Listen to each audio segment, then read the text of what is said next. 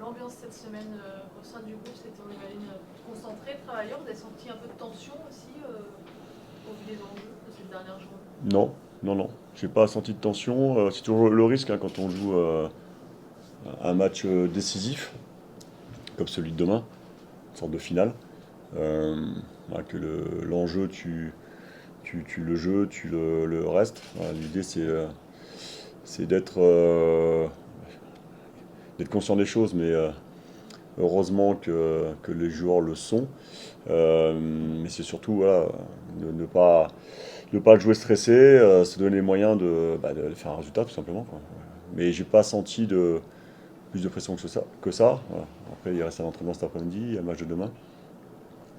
Voilà, c'est un match à jouer, à gagner contre un bel adversaire après une défaite, et puis avec un enjeu important dans tous les cas. Voilà. Mais il était aussi sur le match d'avant, même si on peut toujours dire que derrière il y a un filet.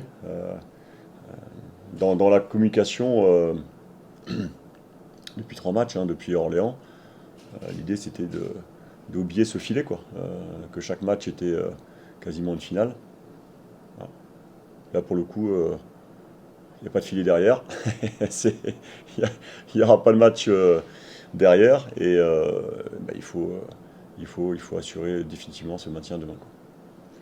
Ce qui rajoute peut-être un peu d'enjeu, c'est que Dunkerque vient aussi avec beaucoup à jouer ou à perdre sur cette rencontre. Donc on peut imaginer que les deux équipes.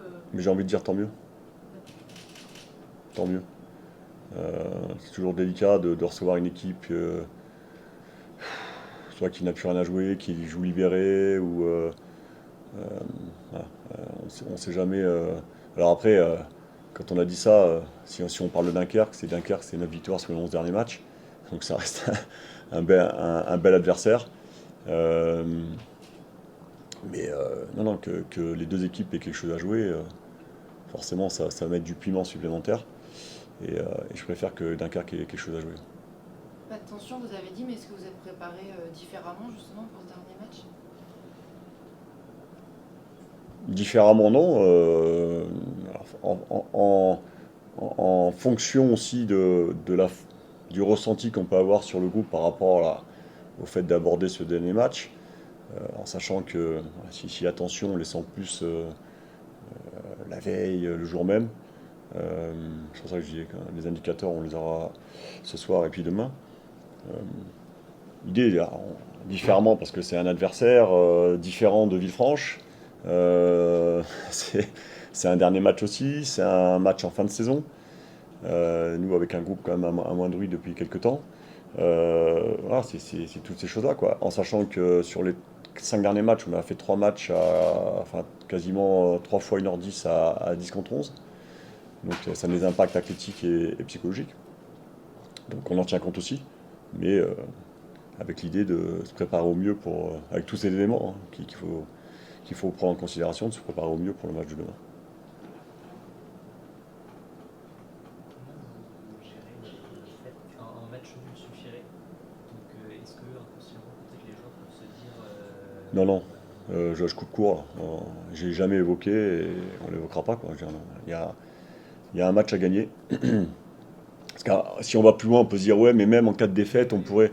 Non, il faut pas avoir ce genre de calcul, sinon on va déjouer. Et le but c'est de pas déjouer. C'est aussi ne pas surjouer, en tout cas par rapport à l'enjeu. Mais c'est surtout pas de déjouer parce que ça serait le pire. Et puis on n'a pas besoin de ça nous, face à un tel adversaire encore plus. Voilà, c'est un dernier match à domicile, c'est un enjeu, il y aura du monde, et c'est bien, et important que nous, on puisse emmener tout le monde derrière nous, voilà, avec un esprit d'union sacrée, parce que tout le monde a intérêt à ce que le club, et vous les premiers, hein, à ce que le club reste en national. Ce sera les 30 ans aussi de notre groupe de supporters et watchkeepers, l'inauguration du stade. Enfin, il y a plein d'éléments qui font que c'est un dernier match. C'est aussi important de bien finir la saison et notamment à domicile. Voilà. Mais comment dire, l'enjeu prioritaire est bien sûr d'assurer ce maintien.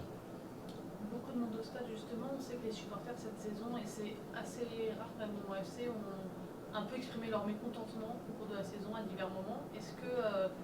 Est-ce que vous pensez que les gens vont venir pour supporter le club, pour être derrière le club, ou est-ce qu'on peut craindre des messages peut-être critiques Je pense que ça sera le cas et j'espère que ça sera le cas. Que je parlais du non sacré il y a une minute. Euh, L'ordre des bilans n'est pas venu. On fera les constats, les bilans après. Mais voilà, tout le monde a intérêt à ce que ça se passe très bien demain. Et non, j'imagine pas qu'il y ait une quelconque défiance par rapport à l'équipe. En tout cas, je ne souhaite pas. Parce que l'équipe aura besoin de cette force aussi venue des tribunes, cette énergie que tout le monde va envoyer. On a vu le Mans FC jouer sur les, je ne voudrais pas dire de bêtises, mais sur les 4 derniers matchs peut-être avec Châteauroux, souvent en infériorité numérique. 3 fois sur les 5 derniers matchs. Comment vous gérez ça? Est-ce qu'on dit aux joueurs là à un moment il va falloir quand même être, peut-être ne pas se mettre dans cette situation-là On le dit, on le travaille avant. Ouais. On travaille avant, bien évidemment, de pas. C'est souvent des erreurs là, au-delà des décisions d'arbitre, qui peuvent être en fonction des matchs plus ou moins inégales. Mais quand c'est récurrent, c'est que effectivement, c'est qu'on commet des erreurs, des fois qui sont un peu plus préjudiciables que d'autres. Et puis, l'idée, c'est pas se mettre en difficulté à travers ça, même si on a vu qu'à chaque fois, limite, on a été beaucoup plus concentré, déterminé et peut-être meilleur encore dans le jeu à 10 contre 11. Non, l'idée, c'est d'avoir cet état d'esprit à 11 contre 11 et puis pas se mettre en difficulté nous-mêmes. Et donc, c'est le leitmotiv. Et après, à travers des séquences de jeu à l'entraînement ou des différentes formes jouées, en fonction du nombre que l'on peut être à l'entraînement, il y a souvent soit une égalité, soit une infériorité, soit une supériorité. Donc on est toujours préparé à ça. Mais c'est surtout une histoire d'état d'esprit.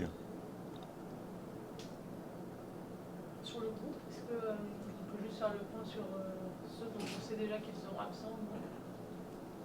Oui, seront absents ceux qui étaient absents dernièrement. Noah Cervantes, Macan Iko, Lamine Koné, Alex Lauré, pour les raisons que vous savez. Aïko, excusez-moi, parce j'ai dû manquer lui son arrêt de travail. Macron Aïko, qu'est-ce qui lui arrive? Il a une petite problématique au genou. Voilà. Qui n'est pas grave, mais qui est handicapante. Plus nos suspendus. Donc Hugo Vargas Rios, Nico Kosic. De mémoire, j'oublie personne.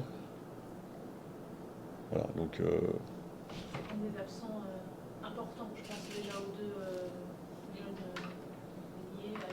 Cervantes, c'est quand même dans l'animation offensive, c'était quand même des joueurs moteurs. Et dans la saison dans son couloir aussi, qui a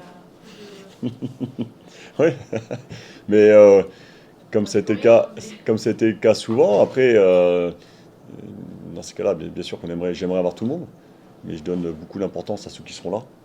Et c'est pas, les absents, on les oublie pas, mais ils sont absents sur ce match. Donc, le principal, c'est concentrer toute l'énergie sur ceux qui vont débuter, qui vont rentrer, en tout cas, qui vont faire en sorte qu'on soit performant. Voilà, donc, il y aura 16 joueurs sur la feuille, il y en aura 11 qui débuteront, avec la ferme intention de faire un gros résultat face à une très belle équipe de Dunkerque.